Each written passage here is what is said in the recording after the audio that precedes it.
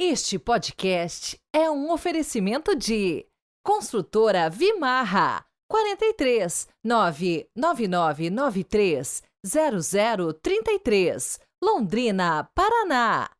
Grupo Predial, Gestão e Contabilidade para Condomínios 43 33 38 20 55, Londrina.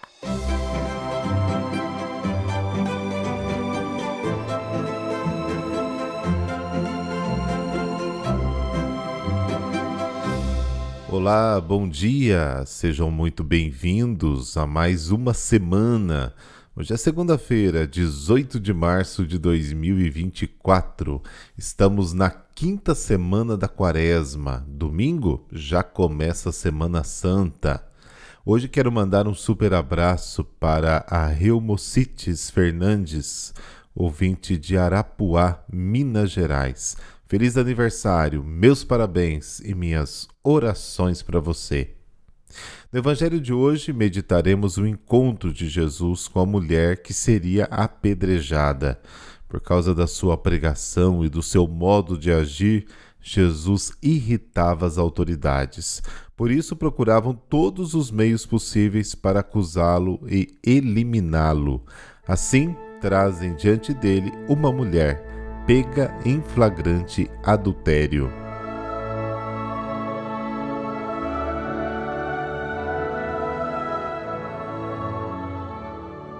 Pelo sinal da Santa Cruz, livrai-nos Deus, nosso Senhor, dos nossos inimigos. Ó Deus, que pela vossa graça inefável nos enriqueceis de todos os bens, concedei-nos passar da antiga à nova vida, preparando-nos assim para o reino da glória. Amém.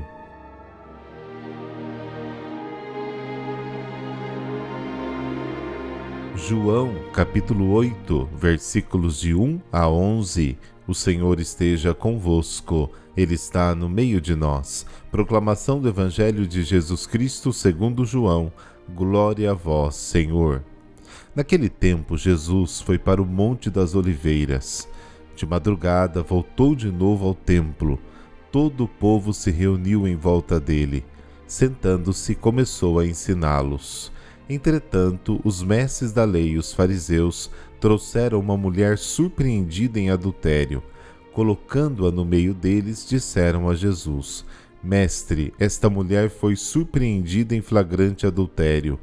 Moisés na lei mandou apedrejar tais mulheres. Que dizes tu? Perguntavam isso para experimentar Jesus e para terem motivo de o acusar.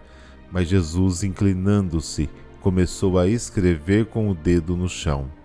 Como persistissem em interrogá-lo, Jesus ergueu-se e disse: Quem dentre vós não tiver pecado, seja o primeiro a atirar-lhe uma pedra. E, tornando a inclinar-se, continuou a escrever no chão.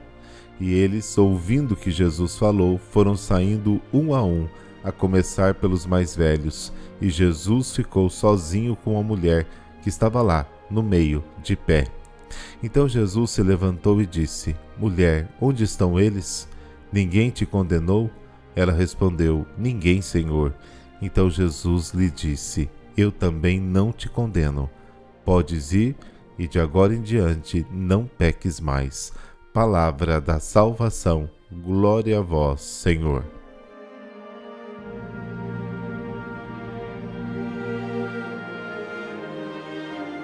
A inserção desta passagem interrompe a unidade dos dois atos dramáticos, um centrado na messianidade de Jesus, João capítulo 7, e outro na sua divindade, João capítulo 8, versículos de 12 a 57. O Cristo de João, capítulo 8, versículo de 1 a 11, parece muito mais semelhante ao dos sinóticos, em particular, sinóticos você sabe, né? Mateus, Marcos e Lucas, e em particular ao Jesus de Lucas, do que ao do Evangelho de João. Os escribas e fariseus já condenaram em seus corações a pobre mulher apanhada em flagrante. Eles a levam até Jesus apenas para armar uma armadilha para ele. A lei judaica é muito explícita neste assunto. A adúltera deve morrer. Ora, se Jesus absolve o pecador, ele vai contra a lei e, portanto, condena-se a si mesmo. E se mostra um juiz severo, desacredita-se diante de todos, negando a sua doutrina sobre o Deus clemente e misericordioso. A pergunta dos escribas e fariseus se revela muito inteligente e, sobretudo, astuta. Jesus, porém, não mordeu a isca, mas, curvando-se, escreve no chão com o dedo. Segundo alguns exegetas, Jesus quis relembrar simbolicamente Jeremias capítulo 17, versículo 13, que diz o seguinte: aqueles que se afastarem de ti serão escritos no pó, porque abandonaram a fonte de água viva, o Senhor. Talvez Jesus, com o gesto de escrever, quisesse expressar o seu desejo de não intervir ou de não mostrar a sua indignação pela hipocrisia deles. Aquele que dentre vós está sem pecado, seja o primeiro que lhe atire uma pedra. Essa resposta digna do Filho de Deus, pela sua sabedoria, simplicidade, profundidade, afasta dos seus adversários todos os argumentos para condenar tanto a adúltera como o próprio Jesus. Como pode um pecador enfurecer-se contra outro pecador? A expressão atire a primeira pedra recorda Deuteronômio capítulo 13, versículo 10, onde se ordena que as testemunhas oculares iniciem a execução da pena de morte. Depois de uma resposta tão sábia, Jesus se inclina novamente para escrever na terra. Esse gesto visa fazer com que os juízes enfrentem as suas responsabilidades e os convida a tomar uma decisão sincera e livre.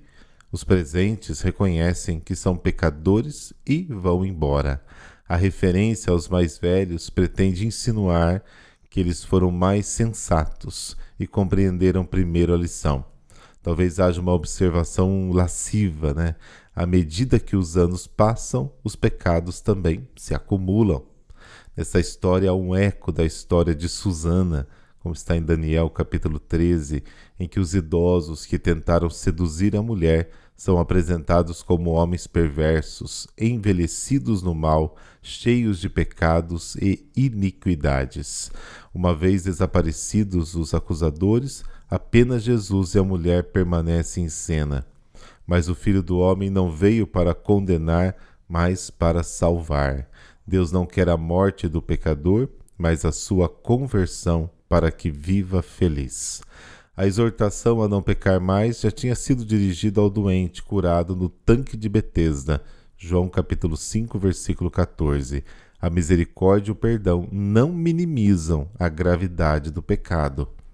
Esta passagem contém um drama de rara beleza, no qual se compara uma criatura frágil e o único homem sem pecado. A pobre pecadora aparece em toda a miséria da sua culpa. Não só perdeu publicamente a honra, mas também está prestes a perder a vida.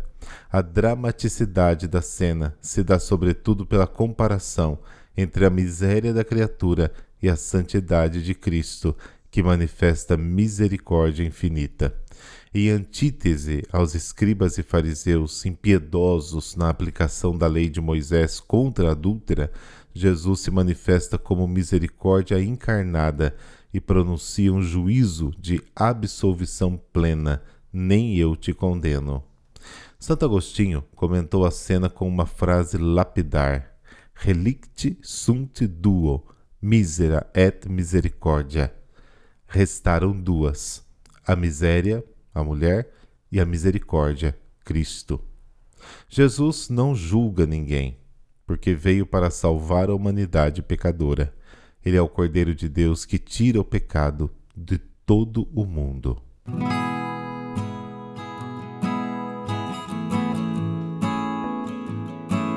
Hoje a igreja celebra São Cirilo de Jerusalém, doutor da igreja e príncipe dos catequistas. Então, se você conhece algum catequista, já encaminha para ele este nosso podcast de hoje.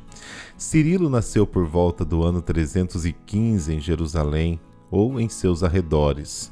Teve um lar cristão com uma vida financeira confortável e recebeu uma sólida formação nas Sagradas Escrituras, em matérias humanísticas. Em 348 foi eleito bispo, patriarca de Jerusalém. Enormes foram suas contribuições para o ensinamento da sã doutrina. Deixou diversos escritos, como a descoberta da cruz e da rocha que fechava o Santo Sepulcro, mas os mais famosos deles, sua obra-prima, foram as catequeses, que estão entre os mais preciosos tesouros da antiguidade cristã. Duas importantes constituições dogmáticas do Concílio Vaticano II, a Lumen Gentium sobre a Igreja e a Dei Verbum sobre a revelação divina, foram inspiradas em seus escritos. Suas catequeses foram redigidas como parte da preparação dos catecúmenos para o batismo, a qual se dedicou por muitos anos e com muito cuidado. Elas tratam com rigor doutrinal e profundidade, mas de forma simples e direta, temas como o pecado, os sacramentos, o creio e outros pontos essenciais da fé. Constituem-se de uma introdução, são 23 aulas catequéticas, orações catequéticas, homilias e 5 catequeses mistagógicas. As aulas catequéticas ministradas na Quaresma instruem sobre os principais tópicos da fé e da prática cristã.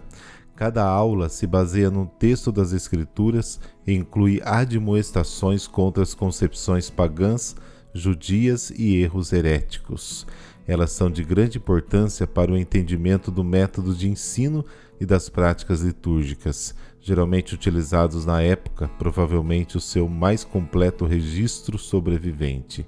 As catequeses mistagógicas, ministradas durante a semana de Páscoa, para os que haviam recebido o batismo, chamado de neófitos, tem este nome, por tratarem dos mistérios, ou seja, os sacramentos do batismo, confirmação e Eucaristia.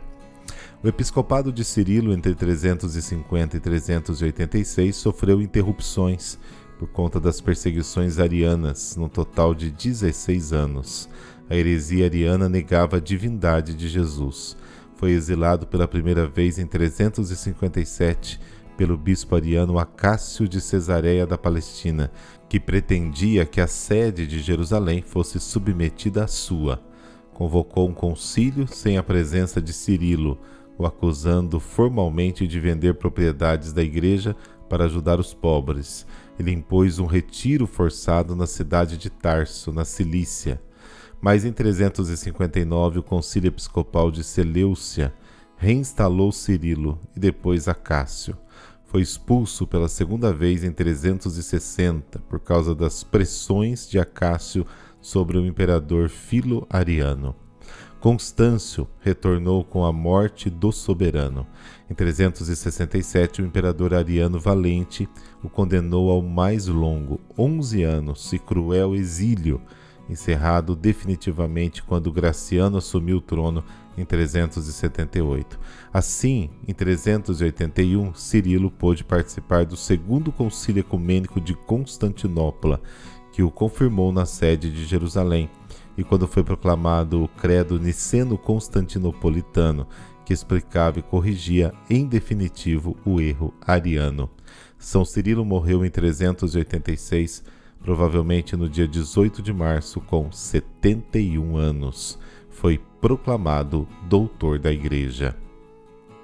Senhor Deus, que vos fizestes Verbo encarnado para escrever a salvação em nossos corações, concedei-nos, por intercessão de São Cirilo, ouvir com amor e atenção a vossa palavra, guardá-la na alma e proclamá-la por nossas vozes e ações, sendo, como dizia este santo, portadores de Cristo, de modo a termos nossos nomes grafados no livro da vida. Amém. Abençoe-vos o Deus Todo-Poderoso, Pai, Filho e Espírito Santo. Amém. Boa semana e até amanhã para a solenidade de São José, esposo da bem-aventurada Virgem Maria.